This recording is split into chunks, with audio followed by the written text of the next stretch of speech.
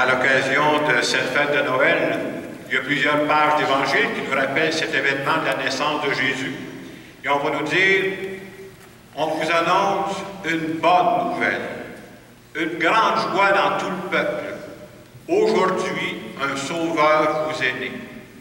Et justement, ce matin, ce 25 décembre, c'est ce qu'on veut fêter Noël.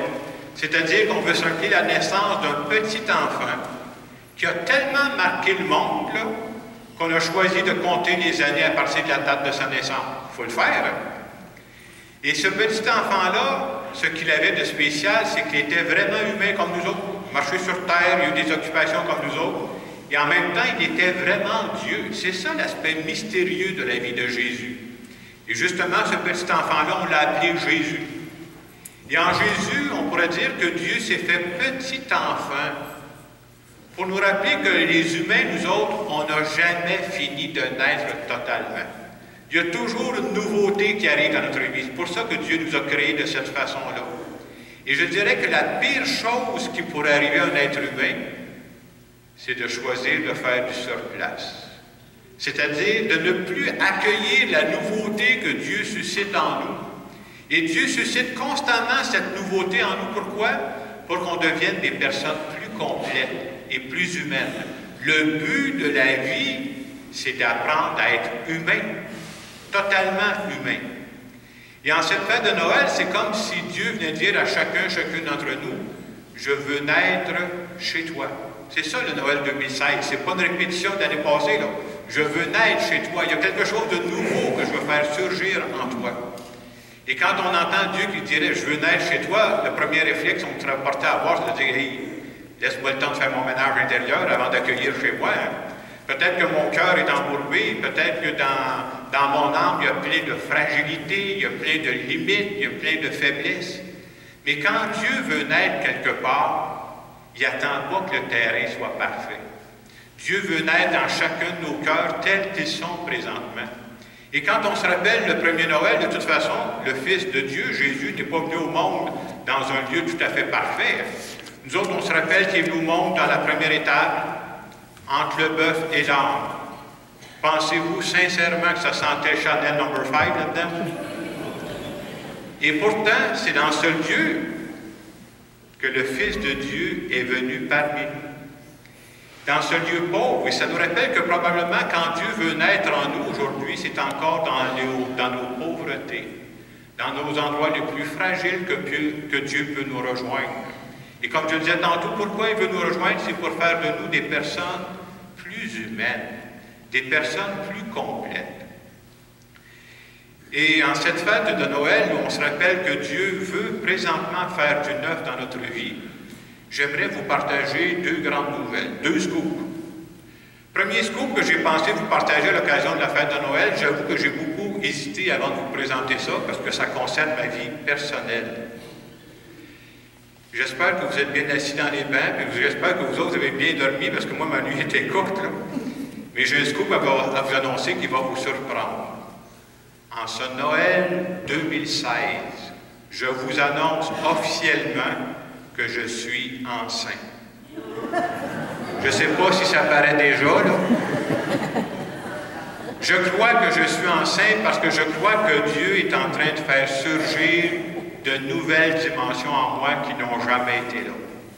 Je crois que Dieu n'a pas fini de mettre des surprises dans ma vie pour faire surgir du neuf, afin que je devienne un homme plus épanoui, un homme plus humain. C'est ça le but de ma vie. Si à la fin de ma vie, je suis plus humain, j'aurai réussi la mission que Dieu me confie.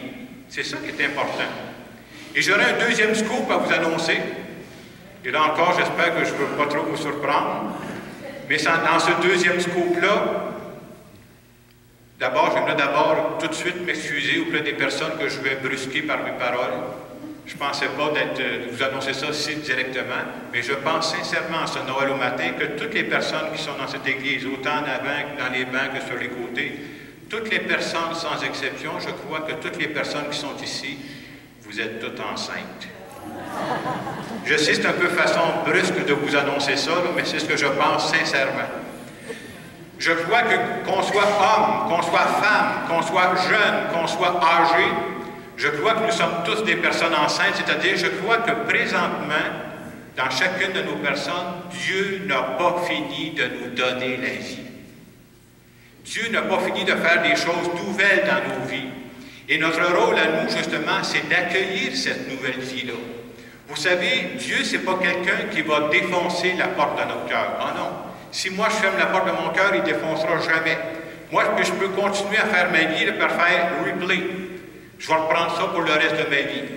Et ce qui est dommage, c'est que si je fais ça, je serai passé à côté de belles dimensions que Dieu avait déposées en moi et qui seraient rendues à maturité. Alors, en ce matin de Noël, on peut se rappeler que si c'est vrai que Dieu a donné la vie à son Fils, Dieu nous donne la vie à chacun et chacune d'entre nous, et c'est à nous de l'accueillir. Et comment on fait pour accueillir la nouveauté, la naissance que Dieu fait surgir en nous? Je pense que pour accueillir la nouveauté de Dieu, il faut accepter de se laisser déranger par la vie. Le jour où je me fais plus déranger par la vie, j'empêche la nouvelle vie d'arriver en moi. Et souvent, vous remarquerez que quand Dieu fait du neuf dans notre vie, c'est souvent dans les moments où on sort de soi pour aller vers les autres. Quand Dieu veut faire de la nouveauté dans ma vie, c'est souvent quand on sort de soi pour aller partager avec les autres. Et j'ai pensé de vous partager justement une expérience où il s'est vécu comme ça, une nouvelle naissance que j'appellerais, ici à Saint-Hyacinthe, dans une épicerie de la région. C'est un fait véridique ce que je vous conte là. On m'a demandé de ne pas nommer l'épicerie, je ne le ferai pas, là, mais ça commence par N, ça finit par I, puis un X au milieu, mais j'en dirai pas plus. Alors, il y a quelques semaines, dans une épicerie ici à Saint-Hyacinthe, il y a une dame qui est passée, elle faisait le tour pour faire son épicerie, comme on fait un peu partout.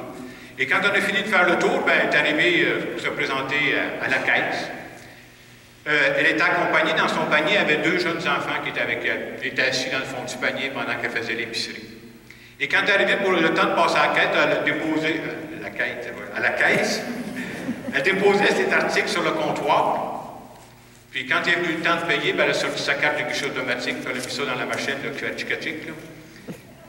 Et quand il est arrivé le temps de payer, la caissière l'avertit que ça ne fonctionnait pas, il n'y avait pas assez d'argent dans son compte. Alors vous comprendrez que cette femme-là, elle vivait un moment qui n'était pas très intéressant. Alors quand elle a vu ça, elle a commencé à enlever 2 articles, enlever 2 autres articles, enlever quelques articles comme ça. Et ce qui est arrivé debout, c'est la chose suivante. La femme qui la suivait dans la file d'attente pour passer à la caisse, elle a fait signe à la caissière, « Prenez tout, je vais payer la différence. » Et quand la madame s'est retournée avec sa carte de guichet automatique, elle a vu la madame qui venait de faire ça, elle était tellement émue, c'est vrai ce que je vous conte là, qu'elle l'a pris dans ses bras, ben, il a fait un gros câlin. Les 2 enfants qui étaient dans le panier d'épicerie sont levés debout. Ils ont pris la madame en question, puis ils l'ont entourée d'amour, ils ont fait un gros câlin. Si je vous conte ça, c'est pour dire que je pense que cette femme généreuse-là, elle venait de provoquer une naissance. Qu'est-ce qu'elle venait de provoquer chez cette dame-là qui vivait un moment difficile? Elle venait de faire naître en elle l'espoir. Et l'espoir, ça ne se vend pas chez Walmart, là. L'espoir, c'est souvent entre humains qu'on peut se donner ça, à travers l'entraide qu'on peut faire. Et je crois que cette femme qui a été généreuse, non seulement elle a provoqué une naissance chez l'autre, mais elle a fait une nouvelle naissance dans sa vie aussi.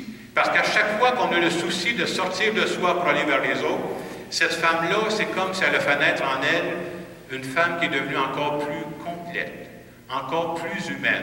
Puis j'espère que le soir, quand elle s'est couchée, elle était fière d'elle pour avoir posé ce geste-là. Alors ce matin, en cette fête de Noël, oui, on vient se rappeler que Jésus, qui est le Fils de Dieu, c'est notre foi, est venu vivre parmi nous. Il a connu la vie comme nous autres.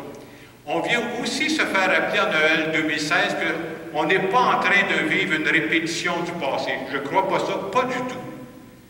Présentement, Dieu n'a pas fini de nous donner la vie. Dieu, dans chacune de nos vies, quel que soit notre âge, Dieu veut faire surgir la nouveauté. C'est ça qu'il y a de mystérieux dans notre vie.